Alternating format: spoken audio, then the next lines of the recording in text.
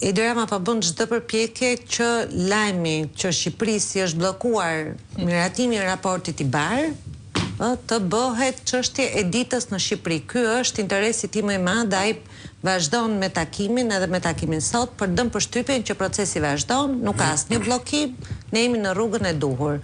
Në fakt e vërteta është ndryshe, Shqipëria është në gjendje pezulli, procesi nuk vazhdon përpara, për sa kohë nuk plotësohen kushtet që janë kushtet e ndërmjetme që quhen dhe janë 24. Tani përveç këtyre 24, Shqipëria ka dhe 105 kushte të tjera për plotësuar. Dhe ky që s'ka plotësuar 24, mendon se do përparoj shumë shpejt me 105. Ose do të zvarris. Ky është teatri që do të bëjë ai. Por thelbi është ky që vendet anëtare e kanë bllokuar Edi Ramën. Nuk është raporti i komisionit ai që na kualifikon për të vazhduar me mbylljen e negociatave, po janë vendet anëtare dhe ato kanë thënë që çështja e Belinda Ballukut, por jo vetëm, edhe çështjet e korrupsionit dhe çështjet e drogës në Shqipëri janë problem kryesor dhe nuk do të përparoj dyshim për këtë se pas reagimin e studentit, domethënë kur arriti dhe ai ti bënte një rrit atij. Ai përpiqet që të shesi këtë lajm, kështu që ky lajm është i djegur në kuptimin që nuk është i vërtetë.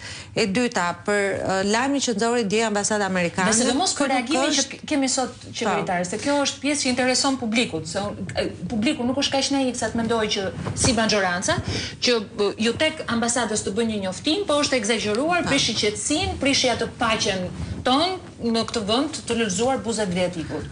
E para ky nuk është një lajm rutinë.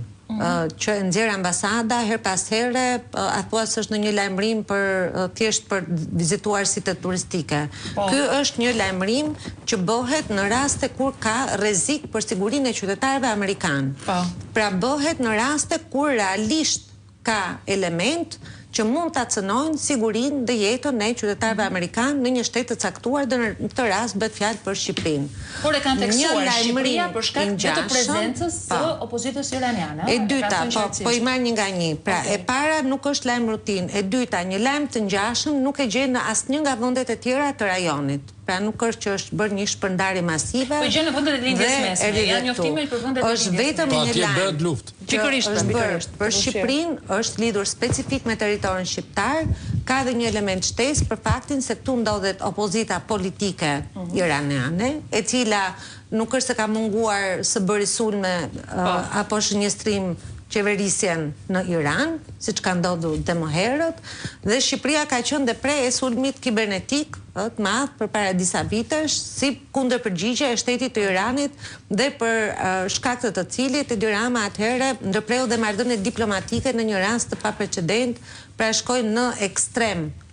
Edhe më shyu në fakt në kampin e Mekut, le ta kuptojmë marrja e kompjuterave, ndodhi një incident. E di, po shtoj si pjesë të logjikës që Edi Rama e përdori me idenë që nuk mund ta kthejmë Shqipërinë në një territor rreziku për shkak të problemeve që mund të ketë opozita me. Pra, se pyetja e parë do ishte a ka një motiv. Dhe ishte qoftë për amerikanët, po mos të hym atij mohabeti se ishte kohë kur Obama negociante Biden negociante për zbutjen e raporteve me Teheranin dhe sigurisht ne vasalët dhe servilet e përjetshëm. Do të bënim një akt. I bëm një akt për të dhënë një si doni, si më thënë. Pra, pyetja është që a ka një motiv që nga mbrapa që të mund të shënjestrojë Shqipëria për të goditur dhe përgjigjja e parë është nga presidenti i Republikës. Që ka një motiv e para, e dyta, format e prania e Mekut.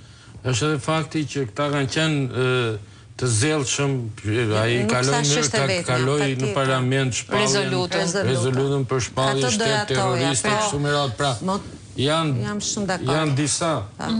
Sepse ne mund të ishim bashkuar për shembull vendimit të Bashkimit Evropian që mori në fund të janarit, si gjithë vendet potenciale për të antarësuar, të cilat ftohen për të bashkuar të qëndrimi, me sa duket Shqipëria nuk i është bashkuar BE-s në fund të janarit, por doli me një rezolut të kuventit, ndryshe nga çdo vend tjetër i botës, për të bërë edhe një qëndrim edhe më tashpër dhe shproporcional, mendoj unë, duke kaluar për Tigardës, duke kaluar shumë tashpër se sa kishte arsye. Përveç kësaj, pra përveç motivit, është forma e sulmit.